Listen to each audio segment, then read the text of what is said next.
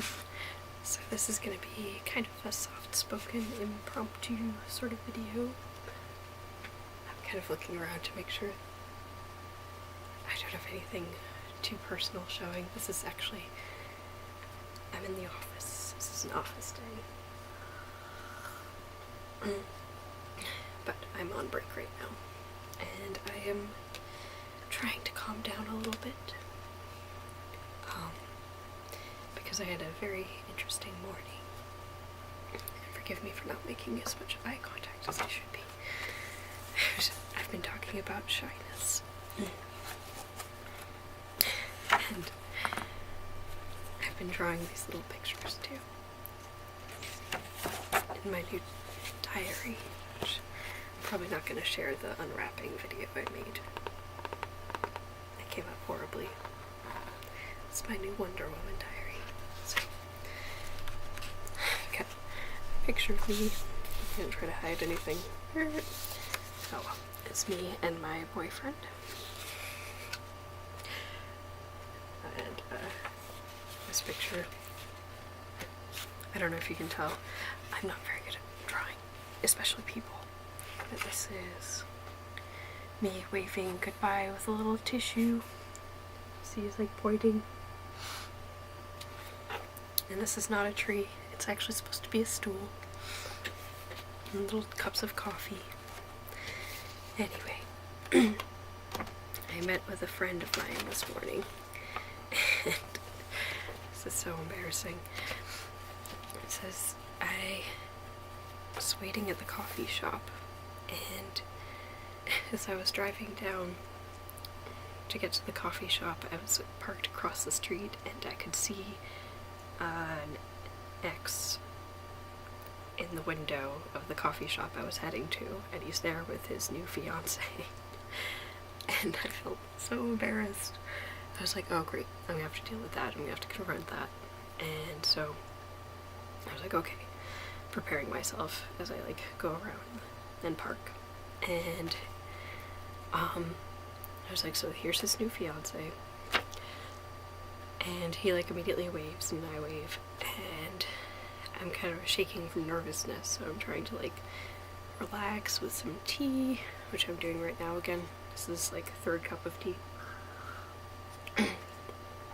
Decaf, obviously.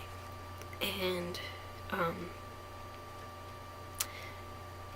I see a council member who I recently emailed about the housing shortage. And she's in like kind of a professional tete-a-tete with an older woman, and she references my email and says my name twice, so immediately I look around and I could see my ex kind of like looking around too, like, what is this, Joanne? I was about to say my name, Edgy Glasses Girl Day.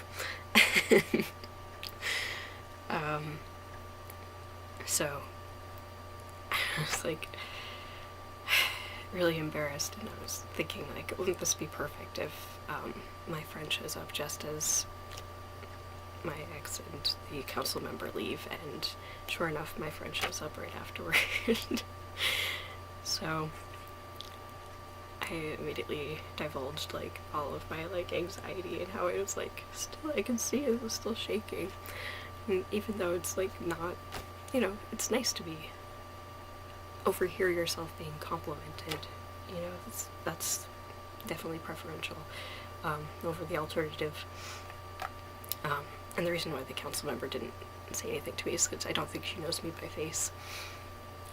So it's just even more embarrassing to be eavesdropping that. So, and immediately after they both leave, I went to the bathroom and realized that I'd put on way too much makeup that morning. Like, you know how in incandescent light it looks perfect, and you're like, wow, like, I really did myself a service today. But I go into the bathroom and it's all fluorescent lights, and it looks absolutely terrible. So I went into the bathroom and immediately started wiping off, like, a bunch of makeup, and I'm like, damage is done. of course, my friend shows up and he's like, what are you talking about? You're not wearing much makeup. And I'm like, no, you didn't see me before. Yeah. And I'm all excited about my fingernails, too. I never do my nails. It's like starting to chip a little bit. Yeah. So I wrote down some of what we ended up talking about, my friend and I. And I am joking about, I'm going to read a little bit of this to you. I ended up joking a little bit about my terrible insecurity from a young age concerning my abilities versus my shyness. My intelligence versus my shyness. And how I once saw the phrase "preps suck" carved into a bench when I was in middle school, and I didn't know what a prep meant. So I was like, I know this is an insult, but does it mean like a nerd or a geek? And the person I was with said, I think it means you're like a snob. And it wasn't until years later that I knew it literally meant college prep, like an academic person, and isn't necessarily an insult. It doesn't even have to have negative connotations. And I still worry when I don't say something or smile or greet a person that I'm going to be perceived as arrogant. And my friend started laughing. He said, the shyness versus arrogance, it's terrible. They couldn't be more opposite. And I was thinking, I'm not sure that they are true opposites. I'm not. If I cared more about what people think of me in a less anxiety-ridden, debilitating sort of way, I might stock up the rest of my remaining bravery and say hi and be friendly. Sometimes it's just not worth it, though. I go up, do my horrendous impression of a normal, friendly person, and stay up half the night going over every embarrassing detail of how awkward the exchange was. Eventually I get over it. The awkward exchanges I have as an adult don't tend to linger the way that the ones did when I was younger than 25. I still remember things that happened when I was 23 and 24, working in my first important adult job, as clearly as if they happened yesterday, which is unfortunate. I can see why in Eternal Sunshine of the Spotless Mind, I don't know if you've seen that movie, they opt for erasing huge moments from their past, but mine would mainly be work-related, and also my experience at the hospital after I hit my breaking point. I'm sure if my residual anxiety and nervousness from my first big job and hospital visit were eradicated magically, I would have applied for and interviewed for many more jobs in areas not so close to my parents. I live in the town over. I'm so afraid of moving away and having another episode and not having a support system to help me. As it is, I'm not doing too poorly. I have a good, solid job, a great boyfriend, a family, my friends. I've got a lot. I'm very grateful. The feeling that I could do better and that I could do more is just some strange perfectionism that probably stems from social media and general media of books, movies, magazines. They're often peppered with commercials, thanks to the nature of smartphones and yay, capitalism. What is a girl to do, honestly? And it's true, even YouTube's got its commercials. Thank goodness for YouTube Red. And their 3-month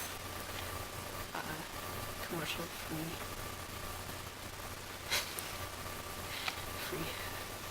YouTube Red. It's funny, I don't usually draw in my journals because I'm kind of terrible at it, but when I saw this diary, and I love this, Hera, give me strength.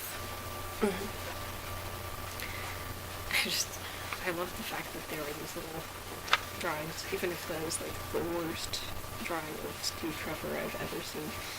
I was like, wouldn't it be amazing if this was just full of drawings? And I also like the fact that there are breaks between paragraphs. I'm like, oh my goodness. I don't think I can post this one anymore, but you know what I mean. Wonder Woman, she's awesome. just makes me wish I was more talented, more this, more that. Like I said, what's a girl to do? Just drink more tea. Not get colds. Or else my mom would say, don't believe in them, don't give them power over you. And just live. I've always given this one friend of mine in particular words of encouragement because it's really hard. Life is hard. Or it can be. I'm not saying it is necessary as always an option that you just could not be, but, you know,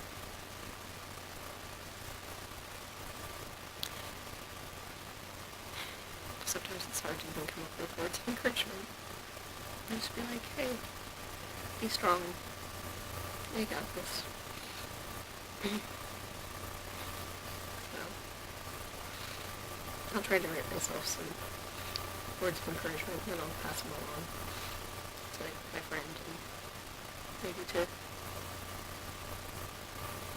social media too. And just drink tea. What all says. Keep these straight.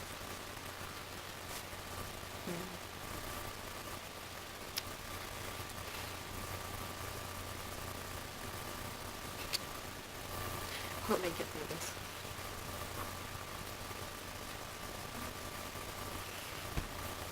I've gotta go. Thanks for watching.